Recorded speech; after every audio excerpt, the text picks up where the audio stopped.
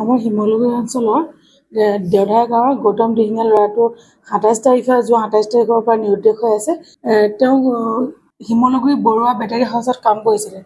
কাম কৰি আহি সি ঘৰলৈ আহিলে, আহি পিনে সি চাইকেল থৈ মোবাইল থৈ ৰাতি প্ৰায় 10মান বজাত ঘৰৰ পৰা ওলাই গ'লগৈ। তাৰপিছৰ পৰা তাৰ কোনো খবৰ খাতি নাই।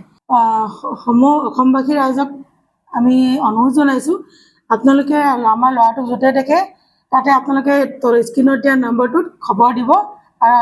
অনুগ্ৰহ কৰি আপোনালোকে এইকণ যেন আমাক সহায় কৰি দিয়ে, ল'ৰাটোক খবৰ উলিওৱাত যেন পৰিয়ালে সহায় কৰি দিয়ে।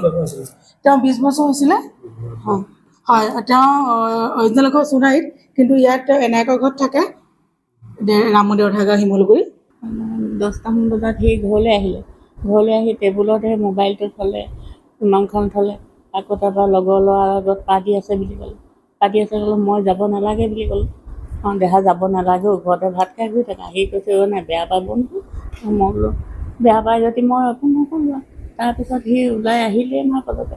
ওলাই আহিলে মই পিছে আহিছোঁ গেটখন খুলি। সি যিডোখৰলৈকে গৈছে মই এইপিনে নোহোৱালৈকে মই চাই আছোঁ।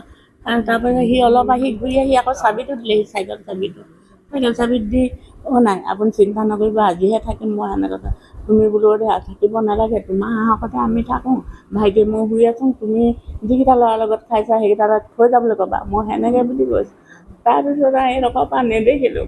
সমূহ ৰাইজক কৈছোঁ মোৰ নাতিটো য'তে আছে ত'তে জানো খবৰ দিয়ে, নাতিটো জানে ভালে ভালে আহে, সেইটোকে ভগৱানৰ ওচৰত প্ৰাৰ্থনা কৰিছোঁ। আপোনালোকে ক'ব সেইটোকে বহুত মৰমত তুলিছিলোঁ। সেইটো নাতি ইয়াতে থাকে মোৰ লগত, জন্ম ইয়াতে হৈছে। মাকহঁতে এবছৰমানহে হৈছে যোৱা, বহাগত গৈছে, এতিয়া এবছৰ হৈ গৈছে। ইয়াতে আছে, ইয়াতে 2টা নাতি জন্ম ইয়াতে থাকে। এতিয়া এবছৰহে সোণাৰীলৈ যোৱা হৈছে।